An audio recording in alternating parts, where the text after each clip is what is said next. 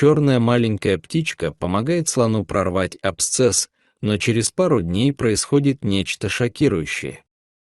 Дорогие зрители, желаем вам приятного просмотра. В суровых реалиях засушливого сезона в кенийском заповеднике Самбуру, где палящее солнце иссушило землю до трещин, а жизнь едва теплится в редких лужицах, мы становимся свидетелями трагической истории. Огромный слон, измученный болью от большого, болезненного гнойника на передней правой ноге, медленно шел в одиночестве. Страдания лишали его сил, мешая добывать пищу и воду, и он неизбежно отставал от своего стада, превращаясь в печальный символ угасания.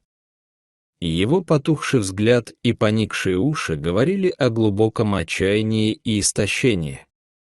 Но в этот момент надежды появился неожиданный помощник, черная птица с изогнутым клювом. Она с любопытством приблизилась к раненой ноге гиганта, словно изучая его беду. Птица наклоняла голову то в одну, то в другую сторону и с деликатностью коснулась клювом нарыва. Внезапно, с резким движением, она проткнула натянутую кожу, и из раны хлынула желтоватая жидкость, стекая на землю. Слон был поражен, но почти мгновенно ощутил, как резкая боль отступает, сменяясь облегчением. Он осторожно переступил, и давление под его ногой уменьшилось, хотя ноющая боль еще не прошла полностью. Птица продолжала свою работу, аккуратно выклевывая остатки жидкости и снимая накопившееся напряжение. В ответ слон медленно пошевелил хоботом, словно выражая свою признательность. Едва слышная трель птицы разорвала тишину, и она, взмахнув крыльями, устремилась ввысь. В ту ночь слон спал дольше обычного, чувствуя, будто спасение наконец пришло. Но надежда оказалась призрачной. Не прошло и недели, как рана вновь опухла, кожа вокруг налилась багровым, а мучительная боль распространилась по всей ноге. От раны исходил неприятный запах, сочился желтый гной, лишая слона возможности стоять или ходить. Слон был обречен лежать неподвижно у иссыхающего водоема, лишь изредка утоляя жажду, чтобы выжить. Палящее солнце нещадно жгло его спину, а вокруг раны роились мухи и насекомые, усугубляя страдания. Он замер в безмолвном ожидании, словно моля о чуде в пучине отчаяния. И чудо не заставило себя ждать. Утром, когда рассвет медленно разливался по саванне, два рейнджера, Сара и Дэвид, совершали обход высохших источников заповедника. Издалека они заметили огромное серое тело, лежащее неподвижно у кромки воды. Подойдя ближе, они увидели взрослого слона, страдающего от тяжелой раны на ноге. Его усталые глаза и прерывистое дыхание говорили о днях, полных боли. Сара склонилась над животным, проверила пульс и температуру тела. Дэвид же, не колеблясь, вызвал экстренную службу по рации. Затем они принесли чистую воду, осторожно вливая ее в хобот слона, чтобы тот смог сделать несколько драгоценных глотков. Издалека послышался звук двигателя, приближался спасательный автомобиль. Команда действовала слаженно и профессионально. Развернули брезент, подготовили веревки и начали операцию по подъему слона. Они помогли приподнять слона и погрузили его в специальную машину, сделав все, чтобы ему было удобно.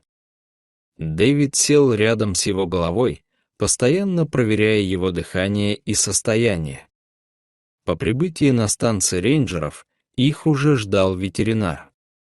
После тщательного обследования стало известно, что, к счастью, абсцесс не затронул кости. Были назначены процедуры дезинфекции и дальнейшее наблюдение. Медсестры провели очистку раны, удалили мертвые ткани и аккуратно наложили стерильную марлевую повязку. Слону оказали медицинскую помощь, введя антибиотики и препараты для снятия боли. Затем его перевели в просторный, специально подготовленный амбар. Пол был устлан сухой соломой, а крыша надежно укрывала от жаркого солнца. Рядом поставили ящик с сеном и большой бак с чистой водой, чтобы он мог есть и пить, не вставая. Спустя несколько дней дыхание слона стало более ровным, и в его глазах промелькнуло отражение новой надежды. Сара и Дэвид, наблюдая за ним, не могли сдержать улыбок, когда слон впервые осторожно двигал ногой. Спустя неделю слон чувствовал себя достаточно хорошо, спокойно жевал сено в амбаре. Ветеринары увеличили рацион, добавив больше фруктов и овощей для скорейшего выздоровления. Ежедневно Дэвид выводил его во двор, чтобы тот погрелся на солнце. Теплые лучи касались его кожи, улучшая кровообращение и настроение. Он наслаждался прохладной водой, которую рейнджеры разбрызгивали по его голове и спине. Он мягко махал ушами от удовольствия, а кожа вокруг раны становилась крепче и чище. Кожа вокруг раны укреплялась и очищалась. Через месяц рана полностью зажила, не оставив и следа инфекции. Пришло время вернуть его в естественную среду обитания. Сара и Дэвид организовали специальную перевозку, аккуратно направляя слона по деревянному трапу. По дороге к равнинам он часто поднимал хобот, вдыхая родные запахи ветра. Дверь машины распахнулась, и он вышел, медленно вдыхая запах сухой травы и влажной земли. Полуденное солнце освещало его морщинистую кожу. Он издал глубокий, могучий звук, будто прощался и благодарил. Он уверенно сделал несколько шагов вперед, оставляя глубокие следы на мягкой земле. Сара и Дэвид, застыв, наблюдали за ним с гордостью и тихой радостью, осознавая, что спасли не только его, но и частицу дикой природы. Они осознавали, что даже если их пути разойдутся навсегда, незримая связь между человеком и животным будет вечной. Слон продолжил свой путь, и его образ постепенно растворялся в просторах лугов. Стая черных птиц, пролетевшая над ним, стала символом его возвращения к свободе. Вдали забрезжили тени других слонов, медленно приближающихся. Он на мгновение замер, приветственно взмахнул хоботом и ускорил шаг к стаду.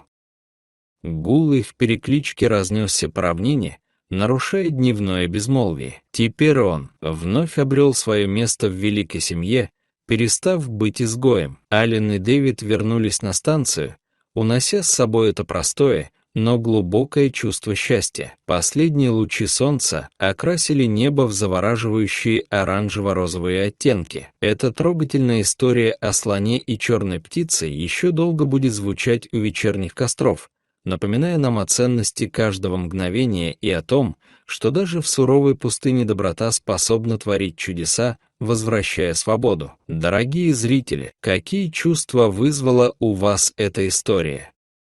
Поделитесь своими мыслями в комментариях. Если вам понравилось это видео, то ставьте лайк и подписывайтесь на канал. До новых встреч!